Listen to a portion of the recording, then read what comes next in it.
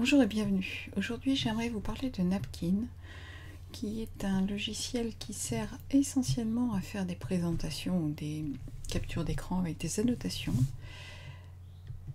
disponible uniquement sur le Mac App Store et qui ne bénéficie d'aucune version démo, ce qui est difficile de se rendre compte si on prend en compte son prix avant de se lancer. Donc Napkin, je l'ai déjà installé, je l'ai déjà lancé. Ça, c'est l'interface en général que l'on a par défaut. Comme je l'ai déjà lancé, je n'ai pas eu la vidéo de démonstration. Toujours est-il que je peux accéder à l'aide ici.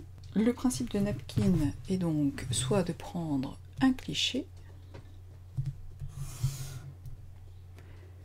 soit de prendre une photo avec la caméra, soit d'ajouter directement des éléments issus de la bibliothèque ou du disque dur. Je vais faire une nouvelle capture. Je vais capturer cette image. Napkin supporte les versions, supporte le plein écran de Mountain Lion. Les versions se trouvent au même endroit, c'est-à-dire ici, dans la barre de menu. Ne cherchez pas les préférences, il n'y en a pas. Et la quasi-totalité des fonctionnalités se retrouve finalement directement dans la barre d'outils. Donc on peut rajouter des captures d'écran, on peut rajouter des fichiers importés d'autres endroits, on peut bien sûr faire glisser des images, on peut également ajouter du texte. Là il suffit de taper. On n'est même pas obligé d'ailleurs de sélectionner l'outil texte, positionnez-vous à n'importe quel endroit et tapez.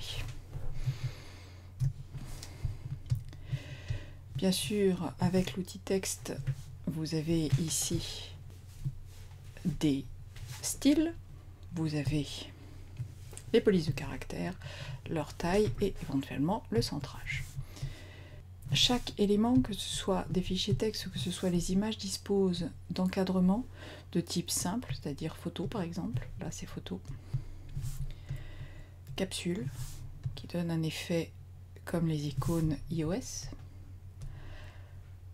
avec une épingle, avec un morceau de scotch ou avec un trombone. Et ceci peut être également appliqué aux autres éléments. Donc par exemple ici, déjà changer la couleur et je vais lui mettre une capsule.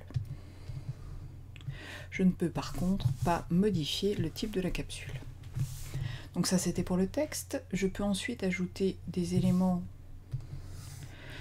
carrés ou autres. Alors de base c'est un carré. Vous pouvez l'arrondir en utilisant ici la petite pastille verte. Les points d'interrogation sont en fait le système d'aide intégré. Vous avez ici par exemple différentes bulles d'explication. Donc je vais ici changer la couleur, changer la taille et éventuellement mettre du texte à l'intérieur.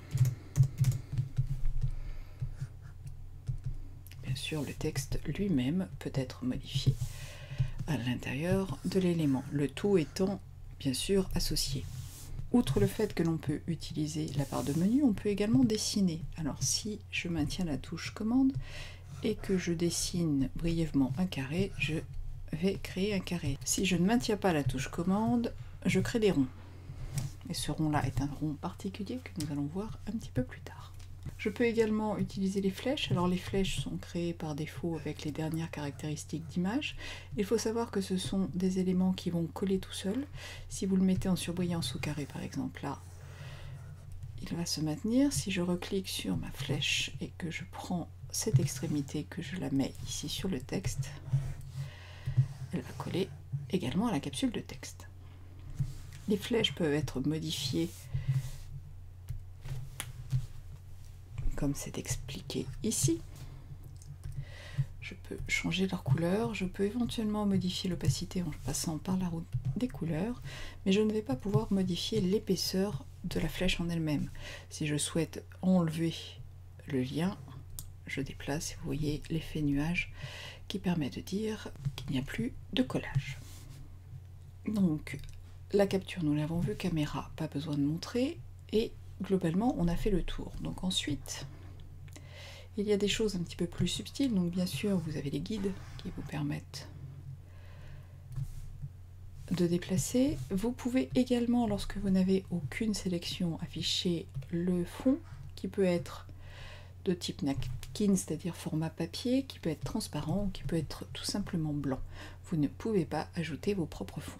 Nous l'avons vu, il suffit de dessiner directement ou de sélectionner ici. Nous avons également un modèle ici pour insérer un call-out. Le call-out est un rond par défaut, disposant d'un centre. Ce centre doit être déplacé pour aller sur une sélection pour faire un effet loupe. On peut bien sûr diminuer la taille du rond. On peut également changer sa forme pour lui donner une forme carrée ou oblongue. On peut le redimensionner. Pour changer la sélection, on est obligé de repasser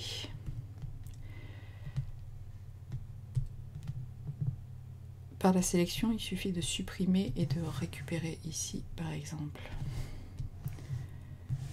Ça ne peut être une sélection, vous voyez, que sur une image. Ça ne marche pas si on essaie de mettre en surbrillance un autre élément. Donc là, je prends ma sélection. Si je veux zoomer de façon supplémentaire ou diminuer, j'utilise le double clic, puis je clique ailleurs, et encore une fois, je peux modifier la taille. Je peux également créer un lien entre cette zone et la zone qu'elle montre, donc il me suffit de tracer un trait, plus ou moins efficace. Si je trace un simple trait, je peux aussi modifier et demander à avoir une flèche, et dans ce cas, je ne peux pas avoir de flèche à double tête. Donc là, j'ai créé un lien fixe. Je peux également faire des liens. Il n'est pas possible d'avoir des flèches à double tête. Là, ici, elles sont accrochées. Ici, elles ne le sont plus. Je peux bien sûr fixer les éléments afin qu'ils ne se déplacent plus. Donc là, je fais lock. Cet élément ne pourra plus se déplacer. Et vous voyez que si je trace un trait, ici, je vais enlever ceci, il va me mettre, au lieu de mettre une flèche puisque ça ne correspond à rien, il va deviner qu'il s'agit d'une mesure en pixels. Si par contre je pointe d'un élément vers un autre, il va bien comprendre qu'il s'agit d'une flèche. À tout instant, je peux modifier ici. Pour modifier le cadre ou pour débloquer, il me suffit de le mettre en surbrillance. Je vais ici repasser sur un fond transparent. Je veux modifier mon image. Je double-clique dessus, je passe en mode édition. Ici, malheureusement, les outils sont très limités. Vous avez un trait de taille plus ou moins gros. Écrire ne sera pas forcément la chose la plus simple. Vous avez une gomme qui ne permet d'effacer que les annotations. Aucune possibilité de modifier la couleur. Vous pouvez décider de tout supprimer et vous cliquez sur Done quand c'est fait. Tout comme je bénéficie de guides pour vérifier les alignements, je peux également sélectionner différents éléments et décider de les aligner ou de les grouper. Je ne peux malheureusement pas faire de dessin autour de la sélection. Pour les sélectionner, je suis obligée d'utiliser la touche commande et sélectionner les éléments un par un. À partir de là, je peux les bouger ensemble. Je peux leur appliquer un arrangement, par exemple là je vais les centrer. Je peux même demander à essayer de faire coïncider les tailles. Et je peux également, à condition de refaire la sélection, les grouper et les basculer sur l'arrière-plan. Quel cas, si je les déplace, vous voyez qu'ils passeront en dessous, et si je les remets devant, ils passeront au-dessus. Donc ça, ce sont des systèmes que l'on retrouve un peu partout dans les logiciels de création d'images.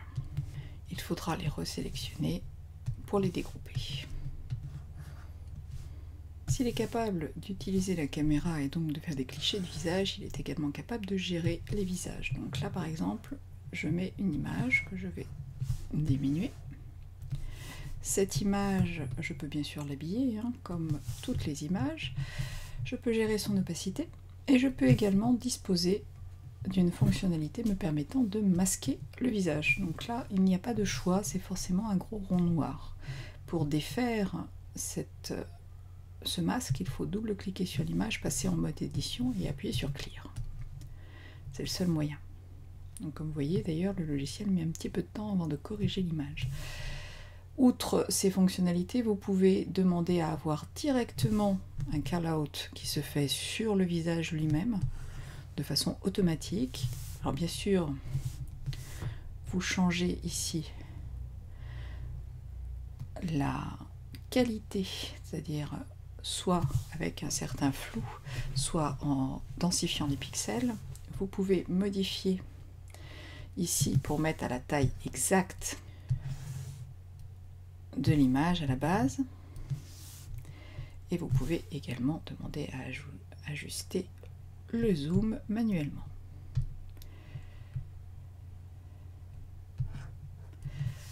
Si vous masquez le visage, il masquera le zoom également. Et encore une fois, on est obligé de double-cliquer pour supprimer le masque. Alors s'il y a plusieurs visages, il mettra plusieurs call-outs. On ne peut que constater l'absence d'édition de l'image à proprement parler, puisqu'il est impossible par exemple d'y établir un effet. Il ne sera pas possible non plus de rogner les éléments de type image, et tout au plus peut-on modifier les outils de texte. On va se pencher quelques minutes sur l'export. Donc vous avez deux possibilités. D'une part, un export direct en PNG grâce à cette icône que l'on prend et que l'on lâche à un autre endroit. Bien sûr, la transparence est parfaitement gérée. Et vous avez ici les options de partage de Mountain Lion, en sachant que l'on peut exporter sous forme de fichier. Vous avez bien sûr ici le choix du format. Vous pouvez exporter par mail, par message, via AirDrop, Twitter, Facebook ou Flickr, dont vous serez obligé de gérer directement caractéristiques du compte au moment d'envoyer, puisque il n'y a pas de préférence dans le logiciel. Dernière option de partage un peu originale est la version partage iCloud, qui envoie directement l'image sur votre compte iCloud et va le stocker pour une durée maximale de 14 jours, ce qui est un mode de partage que je n'avais jamais vu dans un autre logiciel jusqu'à présent. Une fois que l'image sera uploadée, vous obtenez un lien et ce lien pourra être transmis à votre correspondant. Donc là j'ai un lien, je peux l'ouvrir directement. Vous avez l'expiration, d'ailleurs une notification qui le montre. Vous pouvez sauvegarder directement l'image, donc vous allez la télécharger. Vous pouvez ici obtenir Napkin et vous pouvez également choisir de le voir sur iCloud. Donc là c'était le téléchargement, et sur iCloud on retrouve une présentation qui ressemble beaucoup au système de partage que j'en avais dans iWork.com. Donc de la même façon je peux télécharger. Alors ce qui est dommage, c'est qu'il est totalement impossible de gérer les éléments que l'on met en partage, puisqu'il n'y a pas de menu permettant d'y accéder. Donc quand on est ici, il n'y a aucun moyen de supprimer. Donc le fichier qui est mis en partage, il y restera pendant 14 jours, quoi que vous décidiez. Puisque là, je n'ai aucun menu me permettant de supprimer le partage.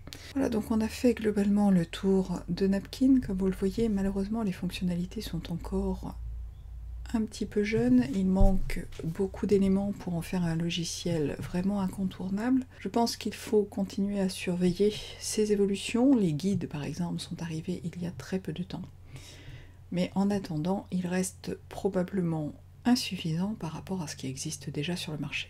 La seule fonctionnalité réellement spécifique est cette manière de dessiner de façon directe sans utiliser le menu et ou de créer des call-outs avec un contenu paramétrable et fixe.